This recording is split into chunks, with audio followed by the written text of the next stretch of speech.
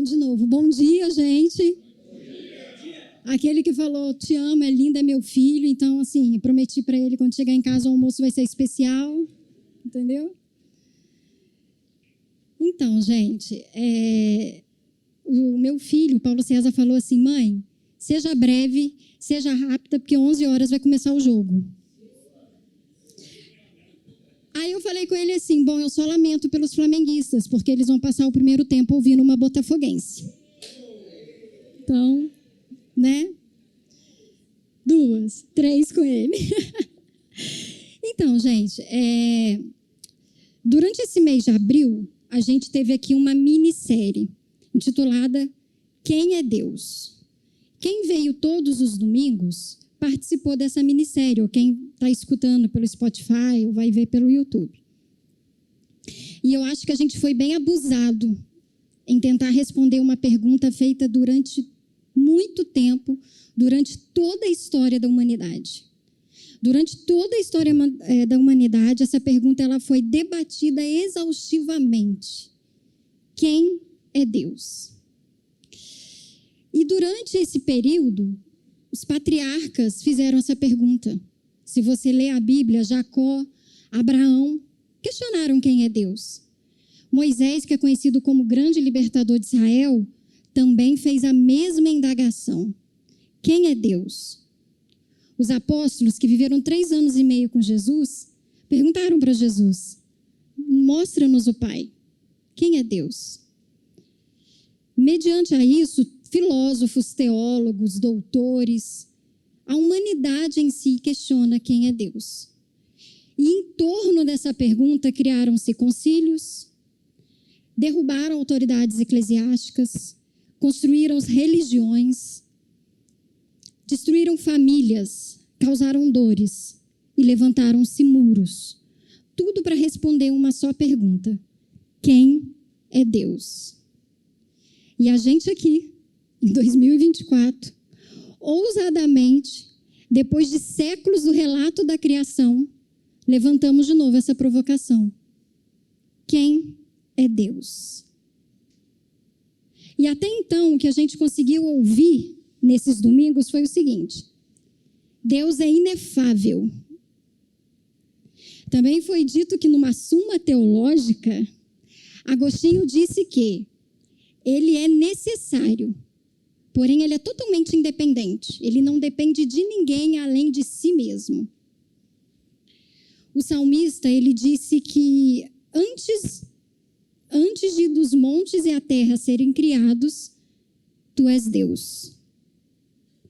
Para trazer um pouco para a gente, se você é nerd, ou se você tem um filho nerd, você também pode dizer que em todos os multiversos, ele é Deus. Então, depois veio e ouvimos que ele é imponente. Quem é Deus? Inefável, necessário, porém independente e imponente. Aquele cuja criação se curva diante dele. Aquele ser totalmente outro, no qual o deus grego Atlas se curva com o peso da glória da criação. Se você não entendeu isso, por que o deus Atlas se curva, procura lá no YouTube a pregação sobre o Deus imponente. Ou para ali o Dauber no final e pergunta a ele que história é essa de Deus grego agora na igreja. É culpa dele, pergunta para ele. Mas ao falar da imponência de quem é Deus, o Dauber ele escreveu uma experiência pessoal que ele teve nas suas últimas férias. Que eu acho que foi quase transcendental, né, Dauber? Acho que eu posso dizer assim. Diante de toda a criação, de toda aquela imensidão e exuberância que estava se exibindo para eles ali, ele falou que ele se sentiu muito pequeno diante de tudo aquilo, com toda aquela força, com toda aquela imensidão. E ele não teve palavras para descrever o que ele estava sentindo. Ele só conseguiu contemplar aquela imponência toda. O Dauber, gente, ele foi modesto, sabe? Eu acho que ele não quis ser assim presunçoso. Aí ele não mostrou nenhuma fotinha de lá onde ele estava, para a gente poder viver isso com ele, né? Então, presta atenção nessa foto. Gente, olha o tamanho da Bia. Eu falei para ela que eu queria zoar o Dalber, mas aí, por amor, ela colocou ela. Não tem como, né, gente? Eu acho que qualquer um de nós, diante daquele paredão de gelo ali, ia se sentir muito pequeno e ia ficar maravilhado com tudo aquilo. Bem, eu nunca fui lá nos Alpes Suíços, não faço ideia. Mas eu acredito que essa mesma sensação eu tenho quando eu estou diante do mar. Eu amo o mar. O mar me acalma. Mas quando eu estou diante daquela imensidão enorme, aquela beleza, aquela profundidade, aquela riqueza, eu tenho a sensação de pequenez e, ao mesmo tempo, estar extasiada, maravilhada com tudo aquilo que está à minha frente. E como foi a música cantada, né? Na dança do mar, eu ouço a sua voz a ecoar. Particularmente falando, eu acho que o salmista, novamente, teve essa mesma sensação. E ao ter essa sensação, ele tenta declarar, ele descreve o que era aquilo tudo.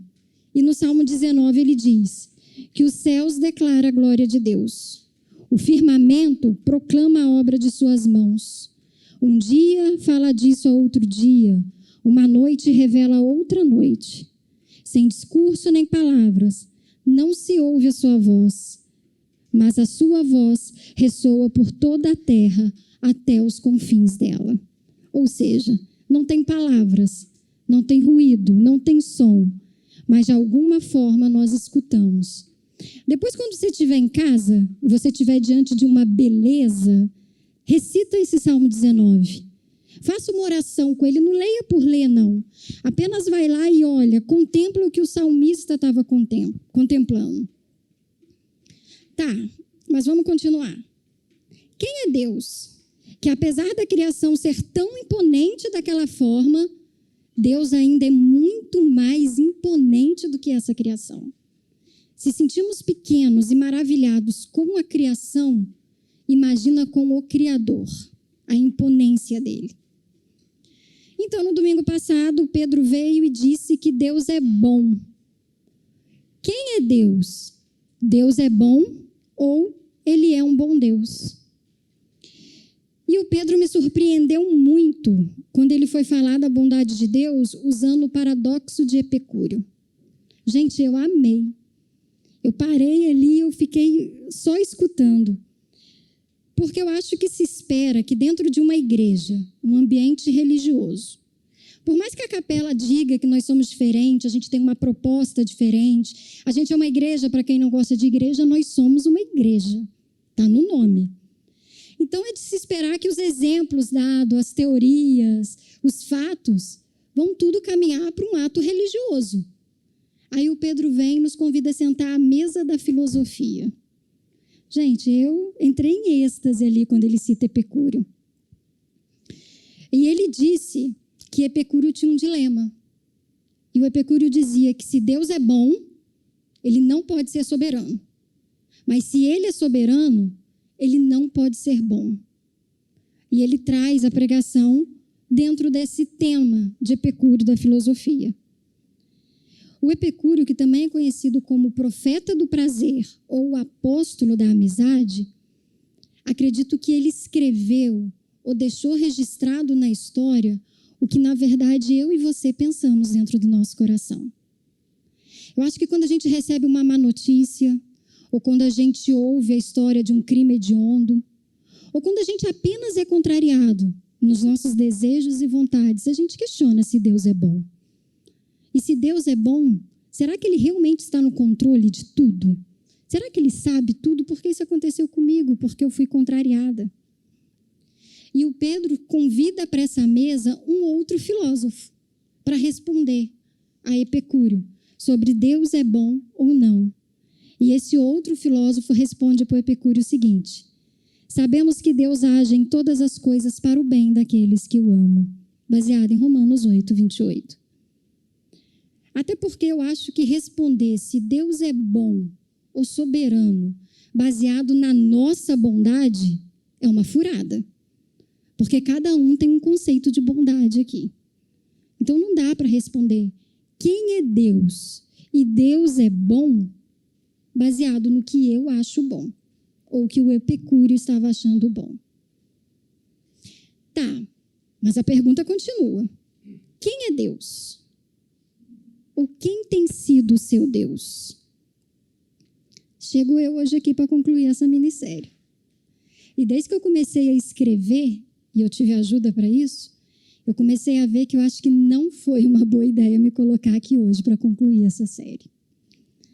Falar de quem é Deus é muito complicado. E de tudo que eu ouvi, de tudo que foi dito, de tudo que ouvimos juntos, né? Achei tudo extremamente plausível. Cada atributo dentro da sua demanda cumpriu o objetivo de falar sobre quem é Deus. Pelo menos nos levou a pensar quem é Deus. Conclusão nenhuma, não tivemos, mas nos levou a pensar quem é Deus. Deus é isso tudo e muito mais. Não tem palavras para descrever quem é Deus. Ele realmente é indescritível, inefável, imponente, totalmente necessário, bom, absolutamente, inquestionavelmente soberano. Tudo isso se encaixa perfeitamente em quem é Deus, ou pelo menos chega a arranhar essa pergunta sobre quem é Deus. Porém, ao mesmo tempo que eu me debruçava sobre os atributos, eu comecei a me sentir muito distante de Deus. Não sei se vocês tiveram essa mesma percepção. Deus, dentro disso tudo, ficou parecendo extremamente e estranhamente formal. Ele ficou sendo totalmente outro, apenas transcendente. Eu comecei a ver que parecia que Deus estava lá no céu, no seu trono, que de vez em quando brincava de fantoche aqui na terra conosco. De tão longe e distante que ele ficou. E talvez essa seja a sina do mito do Criador. E eu uso a palavra mito aqui na sua origem grega, na sua raiz grega, que quer dizer que é uma narrativa de caráter simbólico e imaginético. Ou seja, um mito não sendo uma realidade independente, mas que ele evolui com construções históricas e étnicas. Resumindo, cada um fabrica o seu criador, cada um fabrica o seu Deus, cada um faz o seu próprio mito. Então, eu fui pedir ajuda. E eu fui na antropologia. A antropologia é a ciência que propôs estudar o homem. E ele investiga a origem e a característica do ser humano da sua forma mais ampla. E eu descobri, nessa pesquisa, que é unânime, tá? Entre os pesquisadores antropólogos, que não existe ou não se tem conhecido, não tem registrado um povo, uma nação que não tenha um mito de um criador, que ele não tenha para ele também um criador, um ser supremo. E foi descoberto que o povo mais antigo da Terra são os aborígenas australianos. Os arqueólogos descobriram que esse povo tem mais de 70 mil anos de existência, que ele migra da Ásia para a Austrália, e só na Austrália eles estão 65 mil anos atrás lá.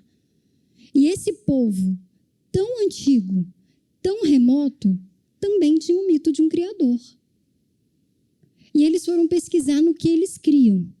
E eles criam no seguinte: na união de todos os seres da natureza com um ser superior. Esse ser integra tudo, criou tudo. Então, o ser humano criado não é superior, mas partilha e cuida da natureza e os demais seres criados. Todos esses seres, criaturas, são indispensáveis para esse ser supremo. Por esse motivo, o ser humano deve honrar toda a criação. Esse era o mito deles. A pesquisa também falou sobre os mesopotâmios, ou os sumérios, que também tinham o seu mito de criador Marduk, que vence o caos na terra e ali, junto com os outros irmãos, cria os seres humanos e tudo que há. Também tem a Grécia, Zeus. Zeus, depois de vencer seu pai Cronos, um deus mau que engolia os seus próprios filhos, Ele constrói um panteão junto com seus irmãos deuses e ali governa toda a terra, fazendo dos seres humanos o que quer. A questão é que em todas essas narrativas descritas na pesquisa, o Deus criador acaba se tornando inferior ao Deus criado. Ele passa a ser apenas um mito. Porque ele se torna tão grande, tão abstrato, tão longe, tão outro, tão transcendente, que ele vira apenas um atributo. E a gente começa a fabricar deuses mais reais, mais próximos, mais visíveis, que se encaixa melhor conosco. E o Deus criador fica sendo totalmente outro.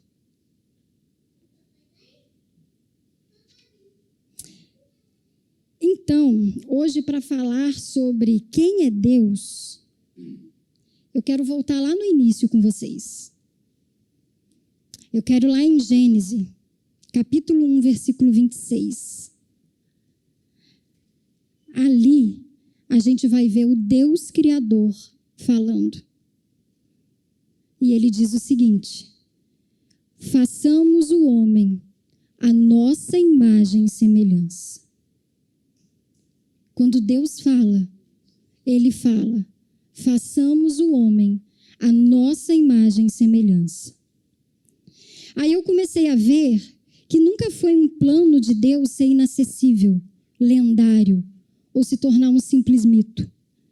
Ele, sendo um ser totalmente independente, porém totalmente relacional, decidiu criar o ser humano, o Adão, e o colocar num jardim de delícias.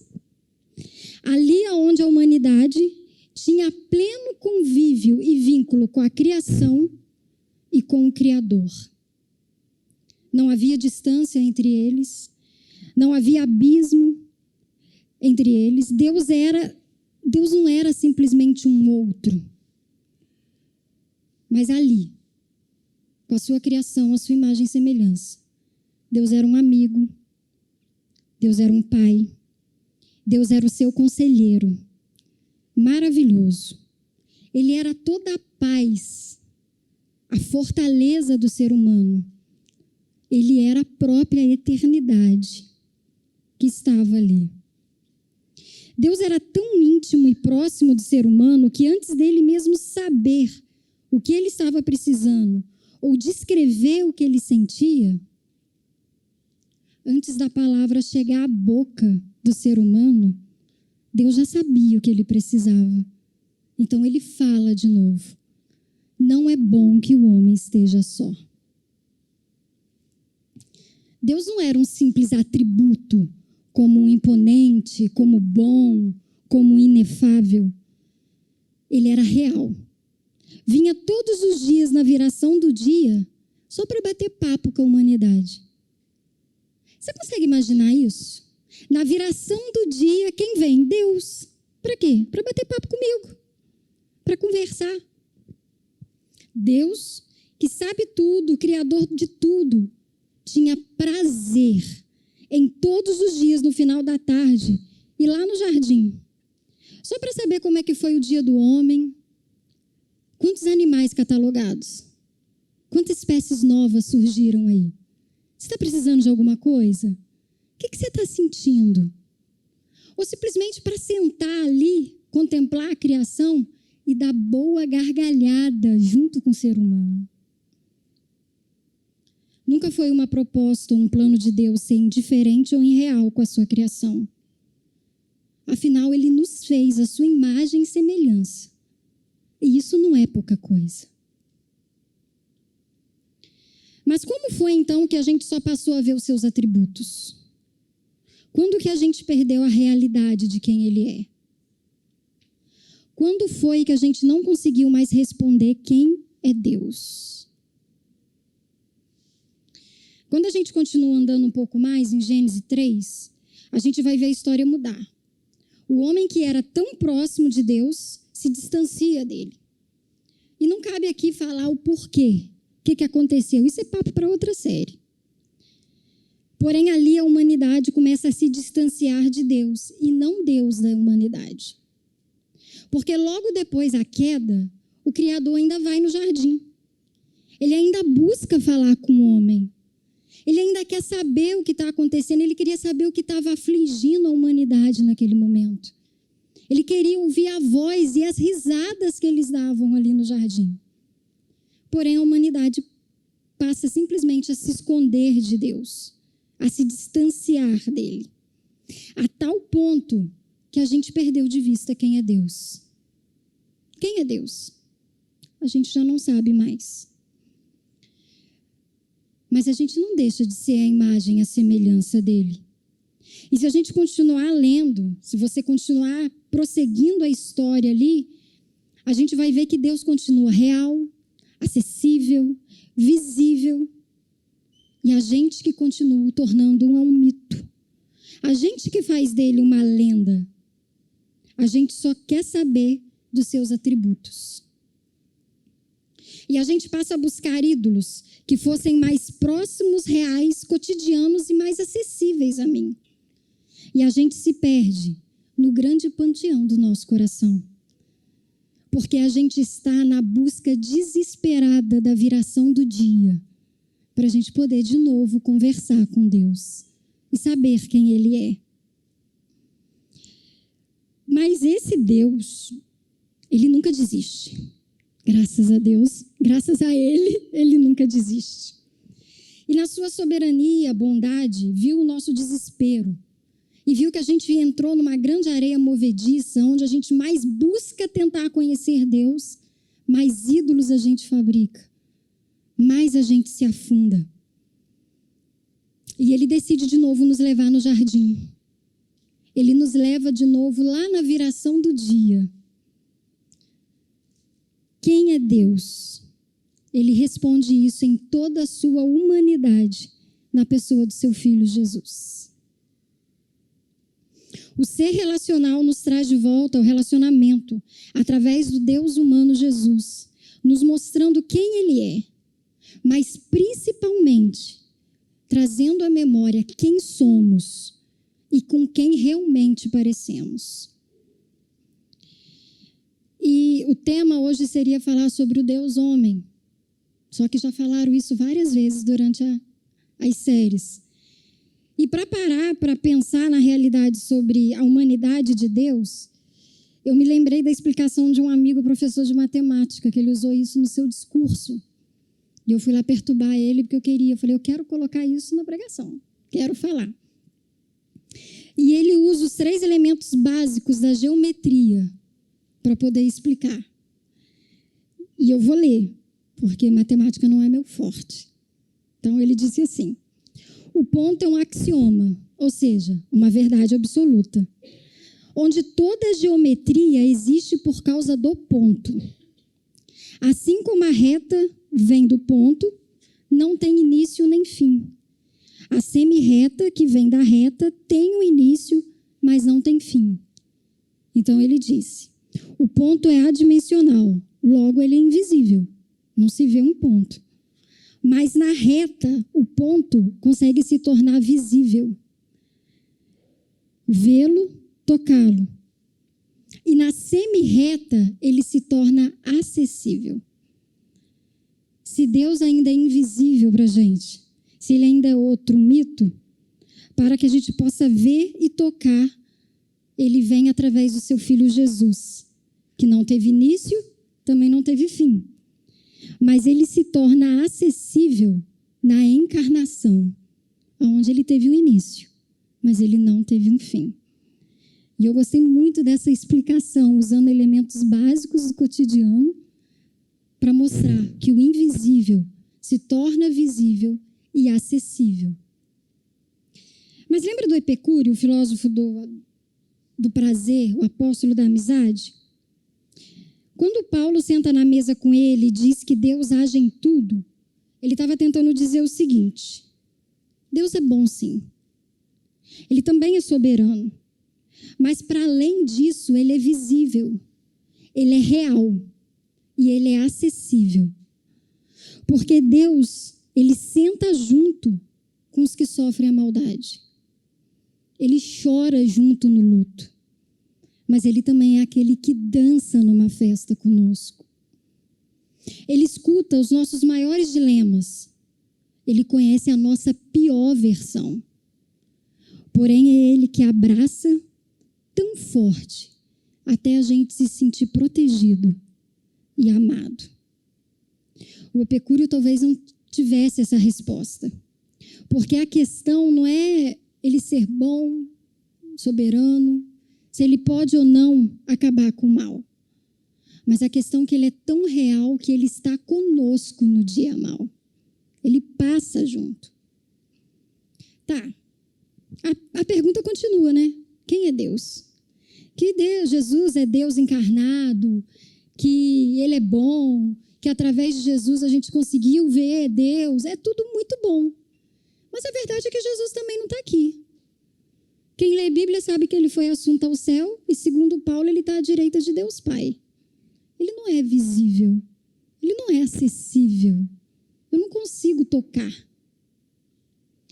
Mas essa é a resposta que eu queria trazer hoje. Eu não quero e nem vou responder quem é Deus.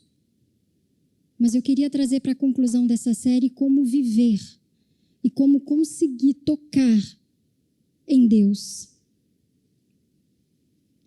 E para isso, eu vou pedir para você abrir lá em 1 Coríntios 13.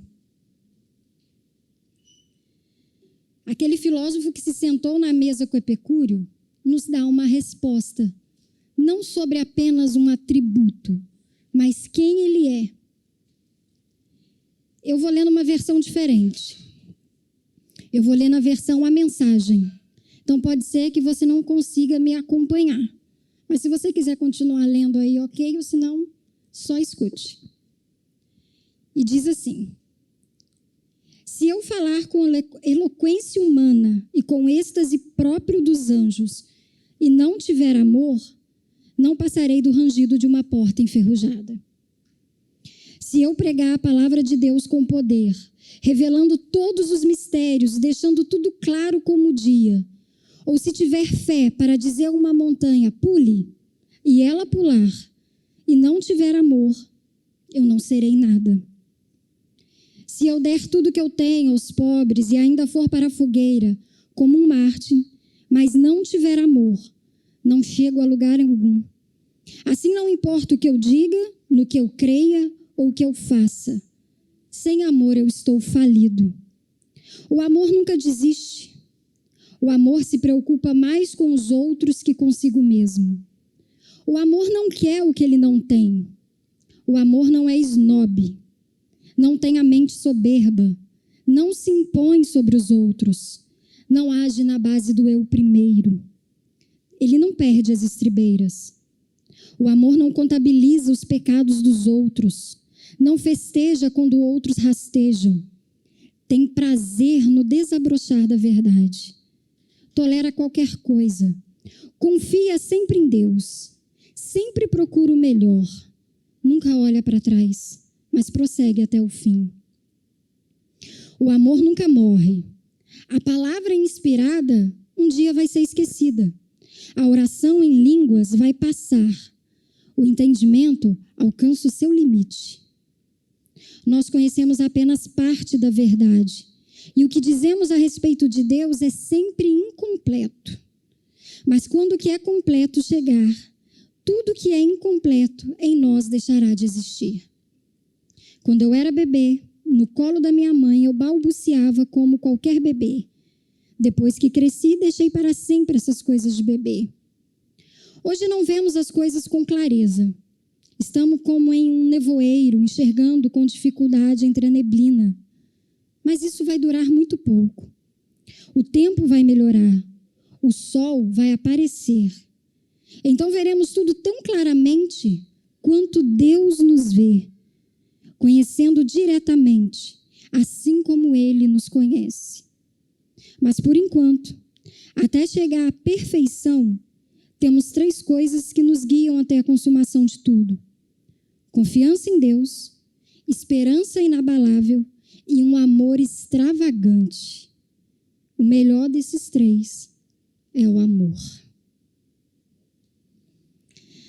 Quando entendermos quem somos, ou que somos a expressão exata da glória de Deus, quando entendermos que somos a extensão hoje de toda a humanidade de Deus, revelada no seu Filho, quando acreditarmos de verdade que o amor nos amou primeiro, e para isso a gente só precisa continuar, a gente vai conseguir responder quem é Deus e não apenas falar dos seus atributos.